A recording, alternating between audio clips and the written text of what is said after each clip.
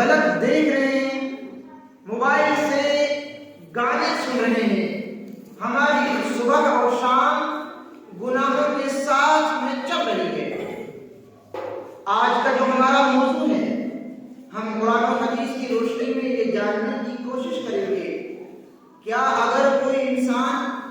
اپنی زندگی میں گناہوں کو داخل کرے، صبح اس کی گناہ سے ہو، شام اس کی گناہ کے ساتھ ہو، دن اس کا گناہ کے ساتھ گزرے، رات اس کی گناہ کے ساتھ گزرے، تو کیا اللہ رب العالمین اس انسان کی زندگی کے اندر جہاں وہ رہتا ہے اس بستی اس شہر کے اندر اپنے نظام میں کوئی تبدیلی پیدا کرتا ہے یا نہیں کرتا ہے؟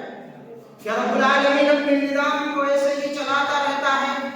چاہے لوگ کچھ بھی کریں، کتنے ہی گناہوں کو انجام دے، کتنی ہی ظلم و زیادتی کی وارداتوں کو انجام دے؟ کیا اللہ رب العالمین اپنے نظام میں کچھ تبدیلی کرتا ہے یا نہیں؟ اور اگر کرتا ہے تو قرآن نے اس کو کس انداز میں بیان فرمایا ہے؟ حدیث پاک میں کس انداز میں پیارے رسول صلی اللہ علیہ وسلم نے گنہگاروں کی زندگی میں آنے والی تبدیلیوں کے تعلق سے ہم اور آپ کے سامنے باتیں پیش کی ہیں؟ آج کے مضمون میں ہم ان تمام چیزوں کو انشاءاللہ تلاش کرنے کی کوشش کریں گے کہ انسان جب گناہ کا عادی ہو جائے تو رب العالمین اس کے ذہن کو کیسے بدلتا ہے، جب انسان گناہوں کا عادی اپنے آپ کو بنا لے تو رب العالمین اس بستی کے اوپر کیسے فیصلے نازل فرماتا ہے۔ پیارے رسول صلی اللہ علیہ وسلم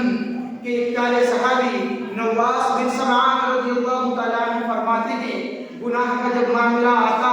نیکی کا جب معاملہ آتا، ہمارے ذہن میں کئی سوالات گونجتے۔ ایک مرتبہ ہم نے پیارے رسول صلی اللہ علیہ وسلم کے سامنے ایک سوال رکھا، سألت رسول اللہ صلی اللہ علیہ وسلم، کہ میں نے سوال کیا۔ نواس بن سمعان رضی اللہ تعالیٰ عنہ بیان فرماتے ہیں کہ اللہ کے رسول صلی اللہ علیہ وسلم کی خدمت میں ایک سوال رکھا، عن البر والاسم، نیکی کیا ہے اور گناہ کیا ہے؟ اللہ کے رسول صلی اللہ علیہ وسلم ہمیں یہ بتلا دیجیے۔ آپ صلی اللہ علیہ وسلم نے بیان فرمایا، البر حسن الخلق، نیکی تو یہ ہے کہ جو آپ اچھا کرتے ہیں، جو اچھا آپ کو محسوس ہوتا ہے، جس کو آپ کرنے کے بعد میں اپنے دل کے اندر خوشی محسوس کرتے ہیں، البر حسن الخلق، نیکی یہ ہے، اس کو نیکی سمجھ لیں آپ۔ والاسم ما حاك في صدرك وكرهت ان يطلع عليه الناس، اور گناہ یہ ہے کہ جب انسان اس کام کو کرنے کے لیے آگے بڑھے، اپنی زبان کو کھولنے کے لیے چلے، اپنے ذہن میں اس کام کو کرنے کے بارے میں سوچے، والاسم ما حاك في صدرك وكرهت ان يطلع عليه الناس، تو اس کے دل کے اندر ایک کھٹکا پیدا ہو، اس کے دل کے اندر ایک ڈر پیدا ہو، اگر اس کام کو کرتے ہوئے میرے چچا نے دیکھ لیا تو کیا سوچے گا، میری امی نے اگر دیکھ لیا تو کیا سوچے گی، میرے استاد نے اگر دیکھ لیا اس کام کو کرتے ہوئے، گالی دیتے ہوئے، غلط سوچتے ہوئے، غلط بات کہتے ہوئے، غلط کام کرتے ہوئے، اگر کسی کو پتہ چل گیا اس کام کے بارے میں، وَكَرِهْتَ أَن يَطَّلِعَ عَلَيْهِ النَّاسُ، تو لوگوں کو معلوم ہو یہ بات، اس بات کو اپنے دل کے اندر وہ برا سمجھتا ہے۔ پیارے رسول صلی اللہ علیہ وسلم نے فرمایا، اگر تمہارے ساتھ ایسا ہو کہ کرنے سے پہلے دل دھڑکے، بولنے سے پہلے زبان لڑکھڑانے لگے، کام کرنے سے پہلے آپ 3 مرتبہ اپنے ذہن میں سوچ وچار کرنے لگ جاؤ، سمجھ لو کہ وہی گناہ ہے۔ یہی وہ گناہ ہے جس کے بارے میں اللہ رب العالمین نے قرآن مجید میں کئی مرتبہ اس بات کا ذکر فرمایا۔ ایک جگہ فرمایا، ظہر الفساد فی البر والبحر بما کسبت ایدی الناس لیذیقہم بعض الذی عملوا لعلہم یرجعون۔ رب العالمین نے فرمایا، لوگوں قرآن کو پڑھنے کے بعد جو اس میں بیان ہوا ہے اسے اپنی نگاہوں سے سماج میں دیکھنے کی کوشش کرنا، اور اپنے علم کی روشنی سے جب تمہارا سفر ہو سمندروں کے درمیان میں تو غور و فکر کرنا جو رب نے قرآن مجید میں بیان فرمایا ہے۔ ظہر الفساد فی البر والبحر، زمین کے اندر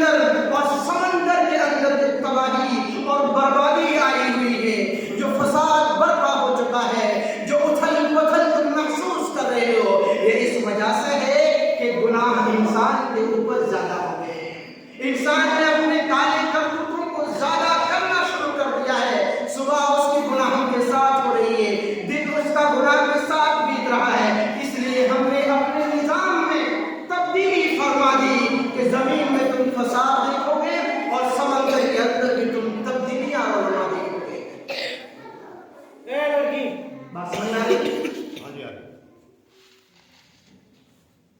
اس آیت کریمہ سے یہ معلوم ہوا کہ اللہ رب العالمین جب زمین پر دیکھتا ہے کہ انسان گناہ پر گناہ کرتے چلے جا رہے ہیں تو اللہ رب العالمین زمین میں فساد برپا کر دیتا ہے اور سمندر کے اندر بھی طوفان برپا ہو جاتا ہے.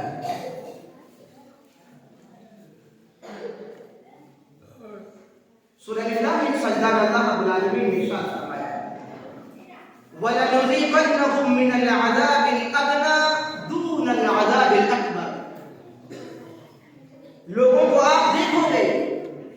کہ قیامت کے آنے سے پہلے ہم دنیا کی مصیبتوں میں انہیں گرفتار کریں گے, دنیا کے اندر ان کو آزمائیں گے,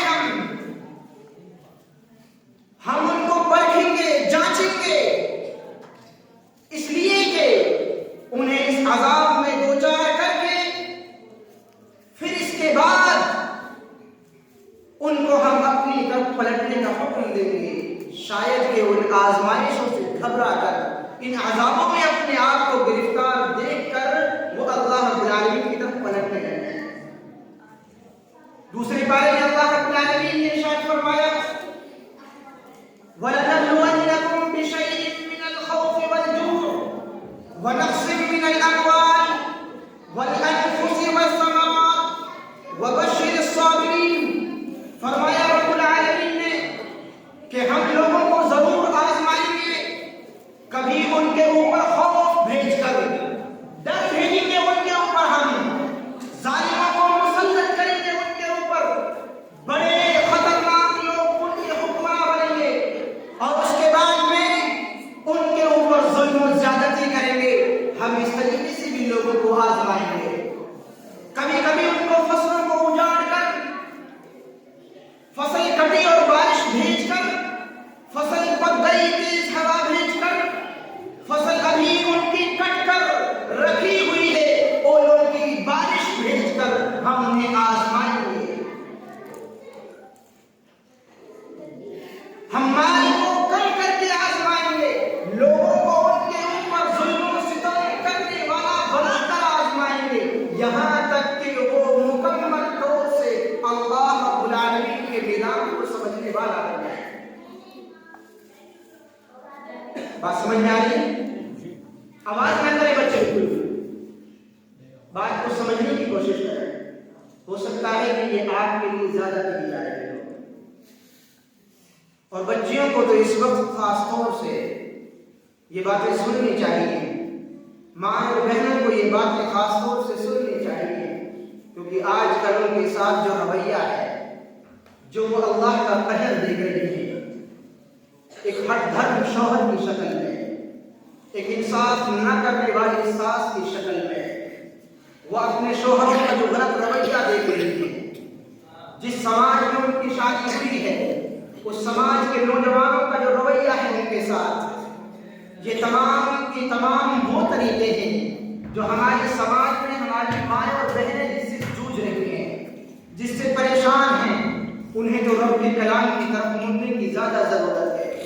انہیں جو اللہ کی طرف جھکنے کی زیادہ ضرورت ہے, انہیں اللہ رب العالمین کی طاقت کو پڑھنے کی سننے کی زیادہ ضرورت ہے, کیونکہ اس نظام کو تبدیل کرنے کی قدرت و طاقت اللہ رب العالمین کے پاس ہے. وہی نوجوانوں کے دلوں کو تبدیل کرے گا, وہی ساسوں کے دلوں کو پھیرے گا, وہی شوہروں کے دلوں کو تبدیل کرے گا, وہی تمہارے جو سسر ہیں ان کے مزاجوں کو بدلے گا. اور جب اس سے اپنی لو تم لگاؤ گے, یقیناً تمہارے رشتے اچھے ہوں گے, تمہارے گھرانے اچھے ہوں گے. تم ان گھروں میں جن گھروں میں تم صبح روتی ہو, شام روتی ہو, تمہاری ایک سنی نہیں جاتی, صحیح سے کپڑے پہننے کا موقع نہیں ملتا,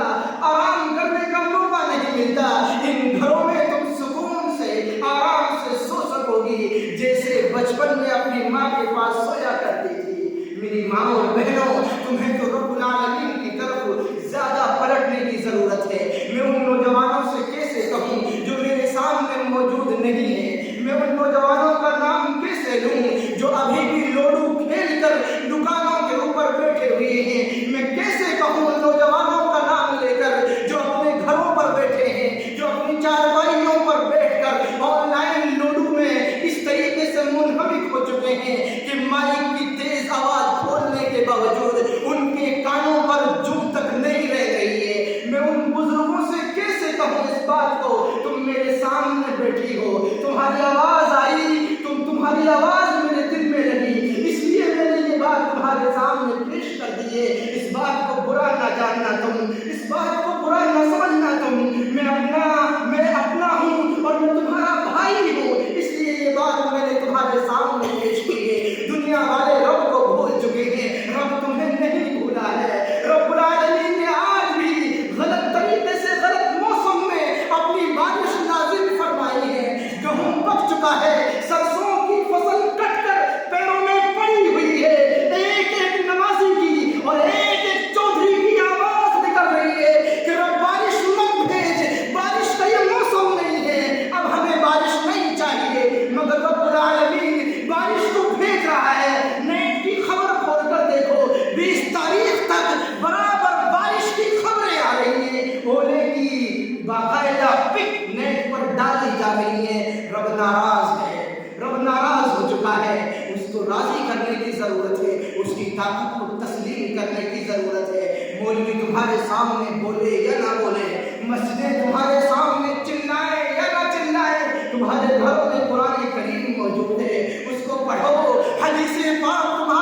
تمہاری مسجدوں کے اندر، تمہارے مکتبوں کے اندر رکھی ہوئی ہے، پڑھ کر دیکھو، رب نظام کو تبدیل کر سکتا ہے۔ کیا وہ تم نے دور نہیں پڑھا؟ تم نے آج تقریر میں کی ہوں گی، میں لیٹ آیا تھا کہ پیارے رسول صلی اللہ علیہ وسلم کا وہ دور تھا جس میں بچیاں جب پیدا ہوتی ان کو زندہ گاڑ دیا جاتا تھا۔ کیا آج تم نہیں دیکھ رہے ہو کہ تمہیں آج ماں کے پیٹ سے ہی دوائیاں ڈال کر کاٹ کر ماں کی شرمگاہ سے نکال دیا جاتا ہے؟ کیا وہ دور بدل نہیں گیا ہے؟ انداز اس کا بدل نہیں گیا ہے؟ کیا آج بھی تمہارے اوپر ظلم و ستم نہیں ہو رہا ہے؟ کیا آج تم اللہ رب العالمین سے نو نہیں لگاؤ گی؟ رب العالمین کو کیا آج تم نہیں پکارو گی؟ رب العالمین نے جو اس وقت سنی ہے آج بھی سننے کی وہ قدرت رکھتا ہے۔ رب فرماتا ہے یوم نطوی السماء کطی السجل للکتب، رب العالمین کو رب العالمین جب ناراض ہوگا کل روز قیامت، وہ اس دنیا کی حیثیت کو بیان فرماتا ہے۔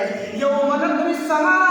کطی السجل للکتب، کہ جس طریقے سے انسان کورے کاغذ کو لپیٹ لیتا ہے، جیسے کہ آپ کے استاد محترم فضیلت الشیخ مولانا تسلیم سنابلی حفظہ اللہ وتعالی کاغذوں کو لپیٹ کر چل رہے تھے، رب فرماتا ہے یوم نطوی السماء کطی السجل للکتب، کل روز قیامت آسمان کو رب العالمین اپنے ہاتھ میں لپیٹ لے گا اس طریقے سے۔ وما قدر اللہ حق قدری والارض جميعا قبضته يوم القیامة والسماوات مطویات بیمینہ، رب فرماتا ہے لوگوں کے سامنے یہ بات بیان فرما دو کہ رب کو جتنا پہچاننا تھا لوگوں نے اتنا نہیں پہچانا، رب کی جتنی قدر کرنی چاہیے تھی لوگوں نے اتنی قدر نہیں کی، اور فرمایا کہ رب تو وہ ہے جو کل روز قیامت ساتوں آسمانوں کو ساتوں زمینوں کو اپنے سیدھے ہاتھ میں لپیٹ لے گا۔ اتنے عظیم اتنے طاقتور رب کے بندے ہیں اور ہم اس رب کی طاقت کو بھول گئے ہیں۔ اس کی نماز پڑھی جائے مسجد میں اور آوازیں کریں ہمارے بچے، مجھے یاد آیا نماز پڑھاتے ہوئے کہ یہ تو وہ وقت آ گیا ہے جب آپ صلی اللہ علیہ وسلم مکہ المکرمہ میں نماز پڑھاتے اور کفار مکہ آواز بلند کرتے، لیکن وہ سمجھدار تھے، آپ سمجھدار نہیں ہیں، ابھی بچے ہیں آپ، ابھی آپ نے دنیا کو نہیں دیکھا ہے کتنی بے وفا ہے،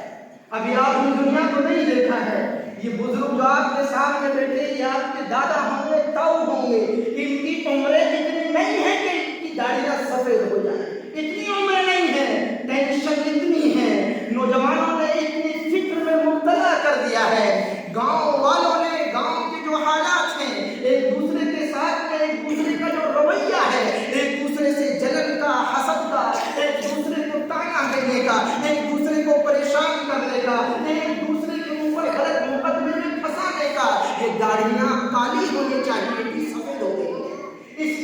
اس کمر میں باقاعدہ طاقت ہونی چاہیے اس کمر میں، مگر یہ جھک گئے ہیں، یہ چہرے مرجھا گئے ہیں، ان کے اوپر سلوٹیں پڑ گئی ہیں، ان کی عمر اتنی